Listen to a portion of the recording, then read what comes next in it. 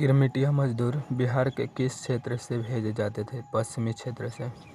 गिरमिटिया मजदूर किसे कहा जाता है? अनुबंधित मजदूर को। ब्रिटेन ऊंट सम्मेलन किस वर्ष हुआ? 1944 में। याद कैसे करेंगे? लास्ट के अंक क्या है? 7। तो यहाँ पर 7 है नहीं, 8 है, तो यहाँ पर भी 8 है ना, लेकिन लास्ट में 4 है, अब यहाँ पर भी 4 है। तो एक ही संख्या लास्ट के जब 2 बार रिपीट होता है तो इसे चुन लेंगे 1944।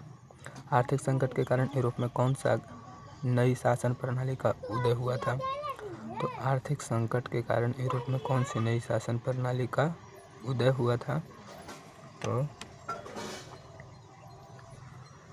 कहता है फांसीवादी नाजीवादी शासन प्रणाली। आर्थिक संकट के कारण यूरोप में कौन सी नई शासन प्रणाली का उदय हुआ? तो फांसीवादी नाजीवादी शासन प्रणाली। फांसीवादी नाजीवादी शासन प्रणाली। फांसीवादी नाजीवादी शासन प्रणाली। इस सभी ऑप्शन में सबसे बड़ा कौन है? ये फांसीवादी नाजीवादी शासन प्रणाली। ऑप्शन ए हो जाएगा। आर्थिक संकट के कारण यूरोप में कौन सा नई शासन प्रणाली का उदय हुआ था? तो फांसीवादी नाजीवादी शासन प्रणाली। आधुनिक युग में अर्थव्यवस्था के क्षेत्र में होने वाली सबसे बड़ी क्रांति क्या है? तो वाणिज्य क्रांति। वाणिज्य मतलब वाणिज्य किसको कहते हैं? व्यापार को। आधुनिक युग में अर्थव्यवस्था के क्षेत्र में होने वाला सबसे बड़ी क्रांति क्या है? वाणिज्य क्रांति। भूमंडलीकरण की शुरुआत किस दशक से हुआ है? तो 1990 के दशक से, 1990 के दशक से भूमंडलीकरण की शुरुआत हुआ है। ये याद कैसे करेंगे? तो यहाँ पर भी बीच वाला देखेंगे 9 है, यहाँ पर भी 9 है, 2 अंक रिपीट हुआ, पर यहाँ पर कोई भी ऐसा अंक नहीं है जो 2 बार रिपीट हो। इसमें भी कोई भी ना जो अंक है जो 2 बार रिपीट है, इसमें भी कोई अंक ना है जो 2 बार रिपीट है, लेकिन इसमें 9 2 बार रिपीट है, तो 1990 हो जाएगा।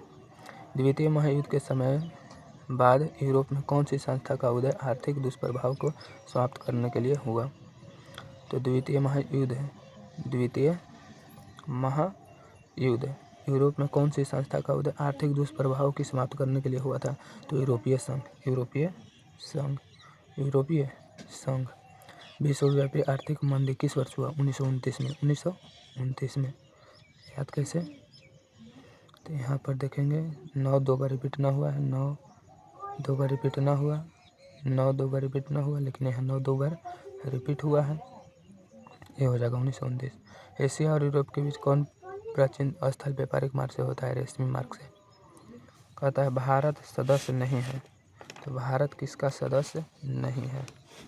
तो भारत ओपेक का सदस्य नहीं है। भारत ओपेक का सदस्य नहीं है।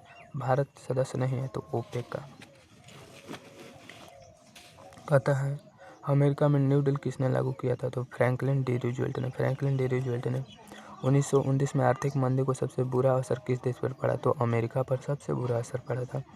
युद्धोत्तर पुनर्निर्माण के लिए पैसे का इंतजार करने हेतु किस संस्था का हुआ? तो विश्व बैंक। विश्व बैंक। युद्धोत्तर पुनर्निर्माण के लिए पैसे का इंतजाम करने हेतु किस संस्था का गठन हुआ? तो विश्व बैंक। विश्व बैंक। यूरोपीय आर्थिक संघ का मुद्रा क्या है? तो यूरोपीय संघ आर्थिक मुद्रा का है यूरो।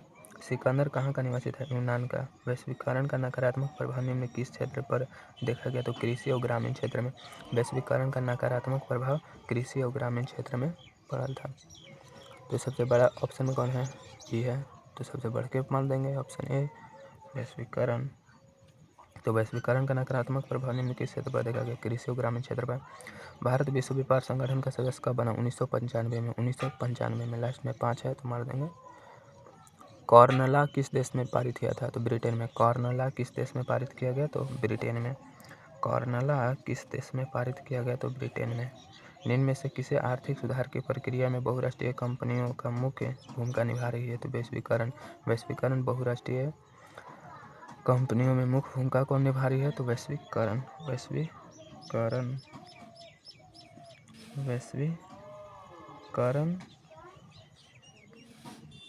कहता है कि भूमंडलीकरण नामक शब्द सबसे पहले इस्तेमाल संयुक्त राष्ट्र अमेरिका के जॉन विलियमसन ने। कौन? जॉन विलियमसन ने कब? 1990 के दशक में किया था। 1990 के दशक में किया था।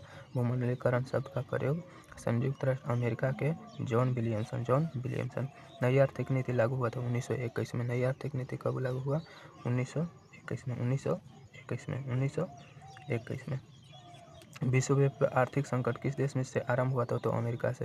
विश्वव्यापी आर्थिक संकट किस देश से आरंभ हुआ? तो अमेरिका से।